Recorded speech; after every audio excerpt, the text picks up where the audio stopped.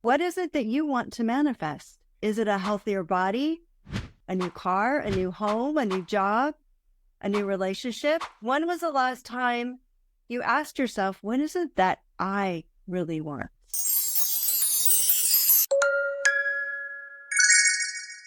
In my book, Allow Life to Happen and Receive Everything You Desire, I outline 7 steps for you to take to be able to manifest whatever it is that you want.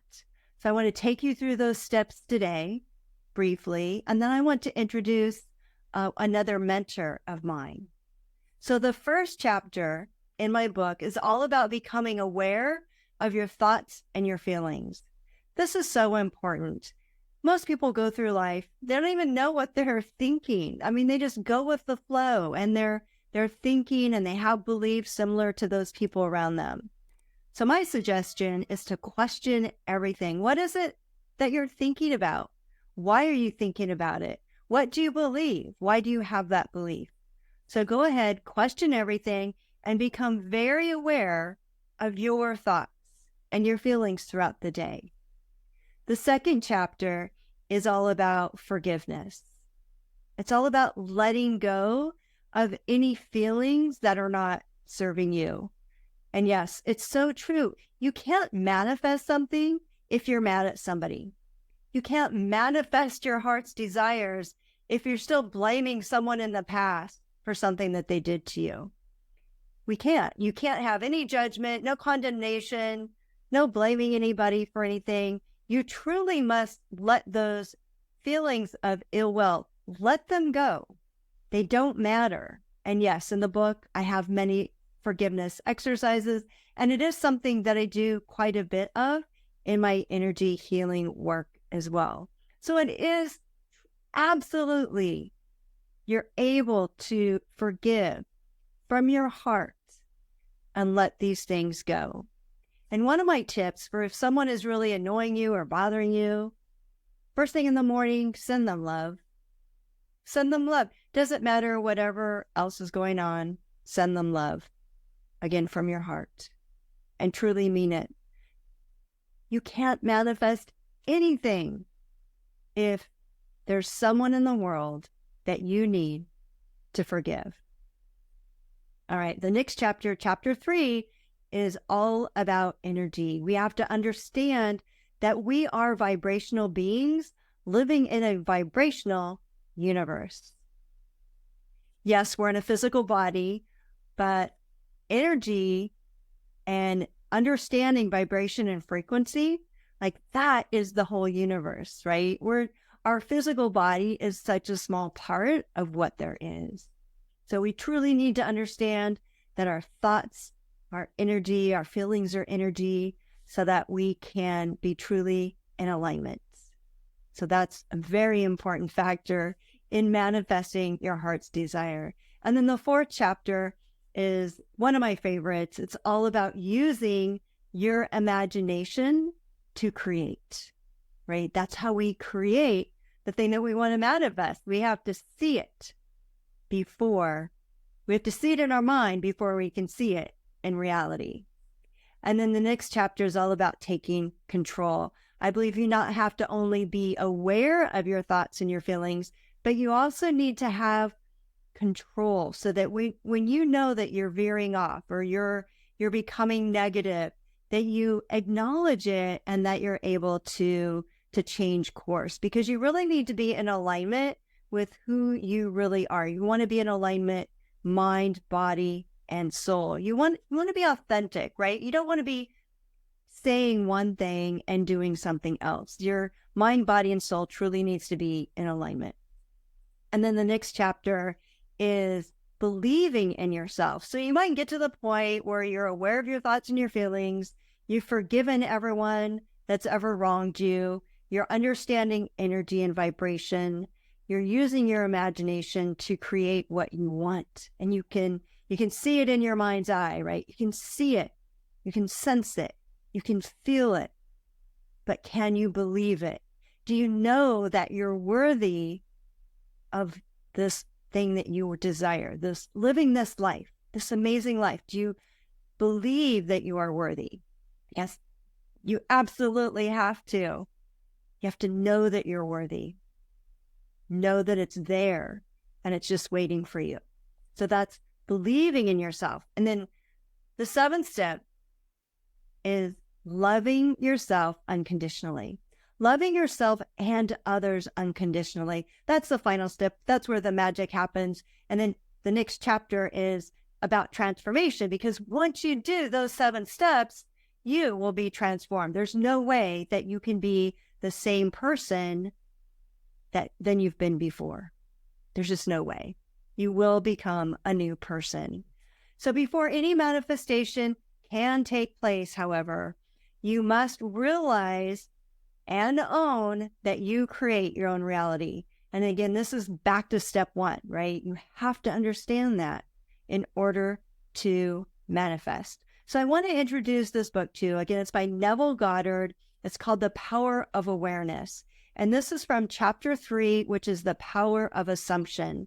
And this is where I really learned about not just assumption, but of expectation, and knowing that you have to expect and assume that your manifestation will become complete in the physical. So he writes, man's chief delusion is his conviction that there are causes other than his own state of consciousness. All that befalls a man, all that is done by him, all that comes from him, happens as a result of his state of consciousness. A man's consciousness is all that he thinks and desires and loves, all that he believes is true and consents to. That is why a change of consciousness is necessary before you can change your outer world. So what he's saying is you create your own reality. And he wrote this back in the early 1900s. So he's starting out the chapter by validating that. And then he says, to be transformed, the whole basis of your thoughts must change. The whole basis of your thoughts must change. And I'll add here, why? Why do your thoughts need to change? Well, have you manifested it? No. So if the manifestation does not exist with your current way of thinking, then your thoughts need to change. They have to, or else you will keep getting the same results. And he adds, you must want to be different and intend to be different before you can begin to change yourself. Then you must make your future dream a present fact. I want to read that again. Then you must make your future dream a present fact. You do this by assuming the feeling of the wish fulfilled. So you must assume the feeling. What does it feel like to have that new relationship, to have that new career, to have that car, that home, that money, the healthy body? What does it feel like? And he says you must assume that feeling in the present. So if you're not there yet, that's something that you can start to do and play with right away. Ask yourself, journal about it. What does it feel like if I have this manifestation, if I'm living the life of my dreams? How do I feel? Is it more freedom, more fun, more abundance? What does it feel like to you? And I would say, journal that. He adds, by desiring to be other than what you are, you can create an ideal of the person you want to be and assume that you are already that person. So again, in order to manifest that thing, your thoughts must completely change, but also you have to change. So what is that ideal? What does that person look like, your future self, that has manifested that thing? So you're not only looking at the manifestation and what it feels like, also take a picture, sketch it out, your future self. What do you look like? And describe how you are feeling now that you've manifested this. And he says, if this assumption is persisted in until it becomes your dominant feeling, the attainment of your ideal is inevitable. He's telling you right there how to do it, right? Assume the feeling, picture yourself Know the person that you must become in order to manifest this. Assume the feeling and make that your dominant feeling. And that's the key. When it becomes your dominant feeling, it has to manifest. So you might be asking, well, how do I make that my dominant feeling? Meditation, journaling, becoming aware, all of those things will help you to have that dominant feeling of what it is you really want. But the first thing is, and I'll add this in, is that, and this is going back to that awareness of your thoughts and your feelings, most people, I don't know, ask yourself this question. Most people have their emotions, their feelings wrapped up into what they don't have.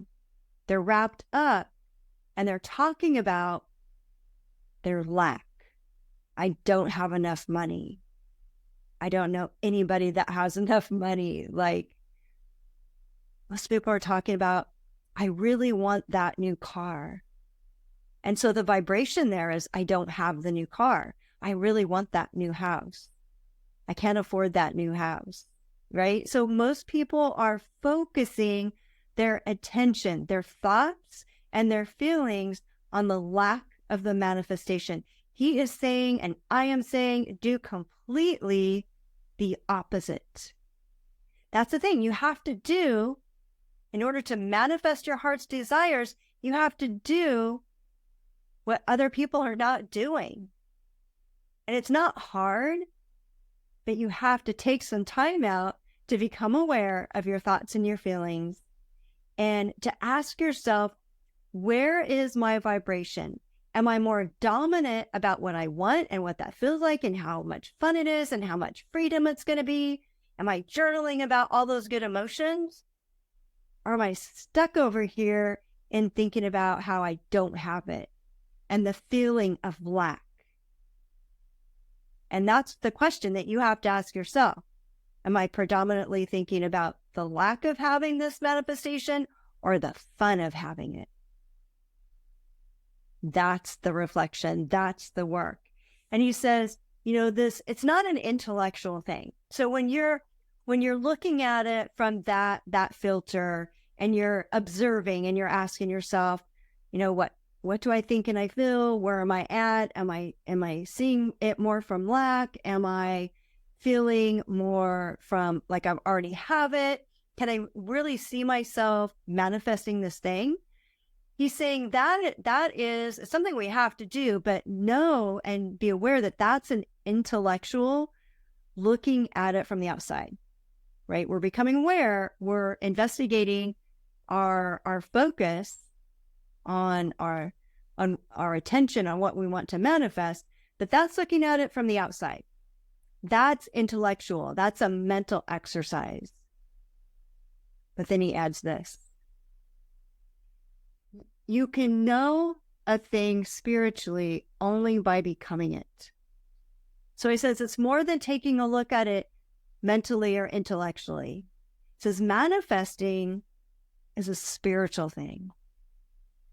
He says you must be the thing itself and not merely talk about it or look at it. So realize that manifestation is a spiritual process. It's a spiritual practice. By really being able to see yourself and to feel yourself into the manifestation. I know that was a lot of information. I hope that I broke it down enough for you.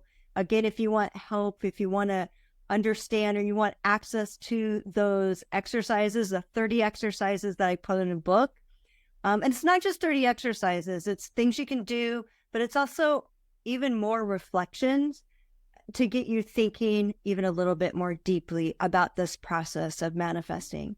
So if you want to reach out, you can get the book on Amazon, Allow Life to Happen, and receive everything you desire, everything I know about manifesting is in there and it's yours. You can get it on the Kindle version. And then I'm here.